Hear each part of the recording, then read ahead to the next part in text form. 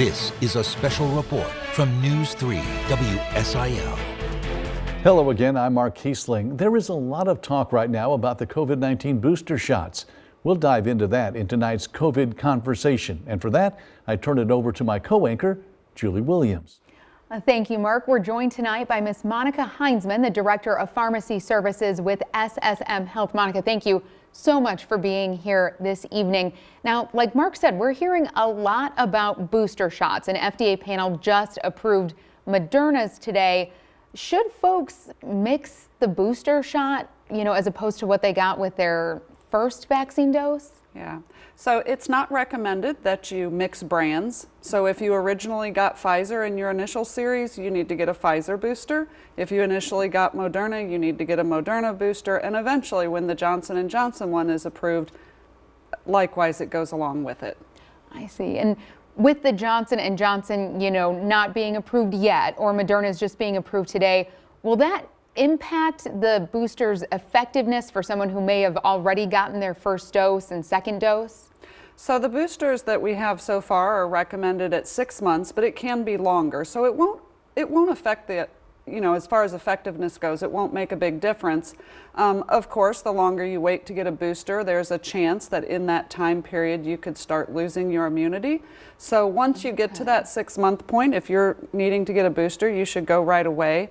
But waiting longer won't necessarily hurt. If you do get it later, it's okay. Okay. And if someone, does mix their shots, or even unknowingly, if they accidentally get the Pfizer booster after having gotten Moderna, is there enough research into side effects, or what kind of risk can that pose? So there's really not any studies on that, so nobody quite knows. I would suspect that there won't be any horrible side effects or something really bad happen, but most importantly, you don't know if it's going to work as a booster, so that's why it's not recommended. And right now, the FDA is also looking at Pfizer's vaccine for 5 to 11-year-olds. What kind of different research needs to be done when looking at adults versus kids? Yeah, so the most important thing that their research is really looking at is what dose do you give kids? Of course, some vaccines end up with the same dose for kids and adults, but sometimes it's different. And in this case with the Pfizer vaccine, it looks like it will be a different dose, but they'll try different doses during the clinical trials that they're doing and try to figure out what's the most appropriate dose for that age of child.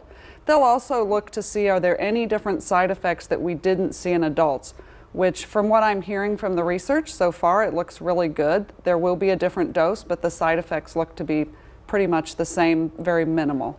And as someone in the health field, do you think it's appropriate to be, looking at the vaccine for kids right now? Yeah, I really think the vaccine being approved for kids is a great thing. First off, there's many kids who may need it either because of diseases that they have. Maybe they're immunocompromised, maybe they have asthma, maybe they're obese. And so for those kids, it can be a real lifesaver. Additionally, there may be kids who have other family members that they're around frequently who are high risk, and so that's really important. But honestly, a lot of parents will want to get this for their kids just to get back to normal. And so that's the hope of everybody, is that these vaccines can help us get back to normal. And as we come into flu season, or we're kind of already in flu season, I should say, can folks get the COVID vaccine at the same time as their flu shot? Absolutely. You can get both of them together. That's approved to be done that way. And are there any, increased side effect risks, or, if folks are kind of hesitant to maybe do that, what would you say to them? Yeah, so that's understandable. There's really not any known reason not to get the two together. However, you can have, it's rare, but you can have an allergic reaction. If you get them both at the same time, you may not know which one you're allergic to. The other reason to get them separately may just be either one has a chance of just making you not feel good, just feeling a little kind of down and under the weather. And so also getting both of them, let's say you happen to be a person that would have that side effect from both of them, it may make you feel a little bit worse than you would have. So that's something to consider, and each person can decide on their own either to do them separately. I tell people if you're going to do them separately, separate them by a few days or a week. But honestly, it's not necessary. And if people want to get them both at the same time, that's perfectly acceptable too. And there are still some folks out there who are hesitant to get the vaccine, COVID vaccine. You know, is there any situation where you might say to someone, hey, you might want to wait, or you might want to put off getting your COVID vaccine? Yeah, really there's not too many reasons. I will say you may want to think twice about getting the Johnson & Johnson vaccine if you are a female and you're under 50. Granted, still rare, but there have been some blood clot side effects with that, and so I would probably take pause if any females that are under 50 for that specific vaccine. Otherwise, there's not too many reasons to wait. You do have to wait 90 days after you've had monoclonal antibodies, so that would maybe be a reason, but for the most part, there's really not a lot of reasons to wait. And those monoclonal antibodies, walk me through, who's eligible for those and what is that treatment? Okay, so monoclonal antibodies, COVID monoclonal antibodies are an infusion. They're given to patients who have COVID, who are COVID positive and are high risk. So that's anybody who's over 65, and then there's a list of conditions such as diabetes, being immunocompromised, having asthma, and there's a whole list.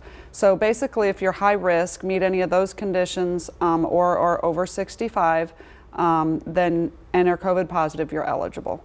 And do you have to be vaccinated to be eligible for that treatment? No, actually it doesn't matter if you're vaccinated or not. And then basically the reason for getting it is it's supposed to reduce your chance of getting in the hospital or having severe COVID. And so the goal of it is to reduce your symptoms and to keep you from being hospitalized.